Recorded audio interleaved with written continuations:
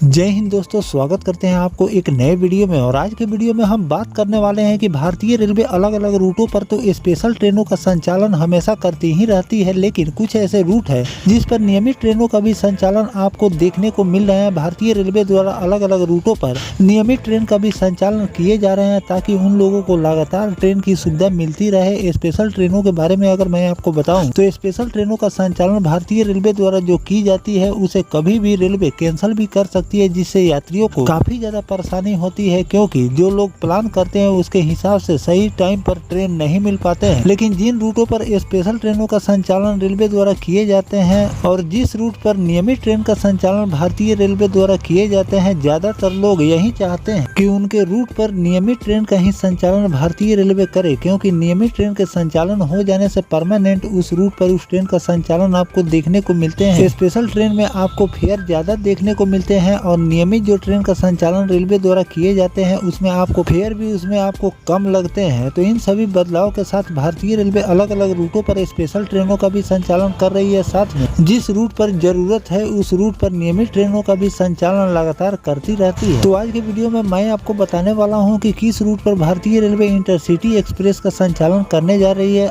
अब कितने समय में आप उस दूरी को कवर कर सकते हैं, साथ में उस रूट पर अभी कितने ट्रेनों का संचालन रेलवे द्वारा किए जाते हैं और किस कारण से इस रूट पर भारतीय रेलवे ने नियमित ट्रेन का संचालन शुरू करने की घोषणा की है। इस वीडियो के अंदर मैं आपको उस ट्रेन के बारे में फुल डिटेल जानकारी देने वाला हूं। तो दोस्तों, अगर आप चैनल पर नए हैं तो चैनल को सब्सक्राइब कर लीजिए और वीडियो अच्छा लगे तो वीडियो को लाइक जरूर कर दीजिएगा। चलिए इस डिटेल वीडियो को शुरू करते हैं। दोस्तों, फेस्टिवल सीजन में आप देखते हैं कि भारतीय रेलवे अलग अलग रूटों पर स्पेशल ट्रेनों का संचालन करती है, लेकिन स्पेशल ट्रेनों के बारे में मैं आपको बताऊं तो स्पेशल ट्रेन में आपको फेयर भी ज्यादा देखने को मिलते हैं। साथ में भारतीय रेलवे इस ट्रेन को कभी भी कैंसिल कर सकती है। आपके योजना के हिसाब से ट्रेन का संचालन भारतीय रेलवे नहीं कर सकती है, लेकिन नियमित ट्रेन का संचालन अलग अलग रूटों पर भी 2024 और 25 की अगर हम बात करें तो एक दो नहीं बल्कि कई रूटों पर नियमित ट्रेन का भी संचालन भारतीय रेलवे द्वारा किए गए हैं, जिससे लोगों को काफी ज्यादा सुविधा मिल रही है। और आने वाले दिनों में आपको और भी कई रूटों पर नियमित ट्रेन का संचालन देखने को मिलने वाले हैं। ऐसे तो नई नई ट्रेनों की लॉन्चिंग भारतीय रेलवे लगातार करती जा रही है, जिसमें वंदे भारत और अमृत भारत जैसी ट्रेनें शामिल है, लेकिन साथ में LHB रैक वाली ट्रेन का भी संचालन,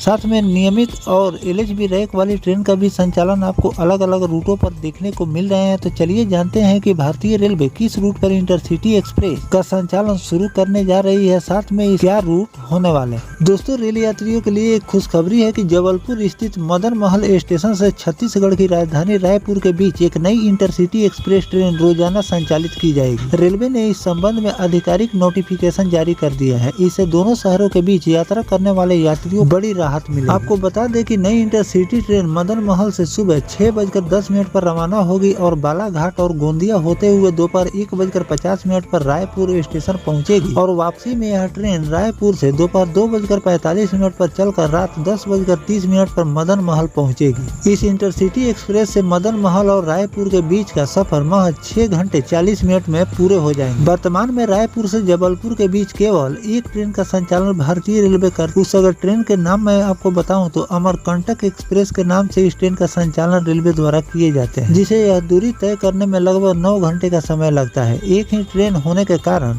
अमरकंटक एक्सप्रेस में अक्सर लंबी वेटिंग लिस्ट हमेशा बनी हुई रहती है, जिससे यात्रियों को टिकट मिलना मुश्किल हो जाते हैं, जिससे यात्रियों को कंफर्म टिकट मिलना काफी ज्यादा परेशानियों का सामना करना होता है। नई इंटरसिटी के शुरू होने से कंफर्म बर्थ मिलने में सुविधा होगी और उसे यात्रा समय में 2 घंटा 20 मिनट की बचत भी होगी। मदन महल रायपुर इंटरसिटी एक्सप्रेस में यात्रियों की सुविधा के लिए एक वातानुकूलित कुर्सी, 4 अनारक्षित द्वितीय श्रेणी, 8 द्वितीय श्रेणी साधारण जनरल कोच, SLRD और एक जनरेटर सहित कुल 15 LHB कोच के साथ इस ट्रेन का संचालन भारतीय रेलवे शुरू करने जा रही है। फिलहाल अमरकंटक एक्सप्रेस में टिकटों की मारामारी हमेशा देखी जाती है। 16 जून तक स्लीपर क्लास में और 14 जून तक AC 3 टायर में औसतन 50 के करीब वेटिंग अभी चल रहे हैं। जबलपुर से रायपुर आने वाली अमरकंटक एक्सप्रेस स्लीपर कोच में 16 जून और AC 3 टायर में 25 जून तक वेटिंग है।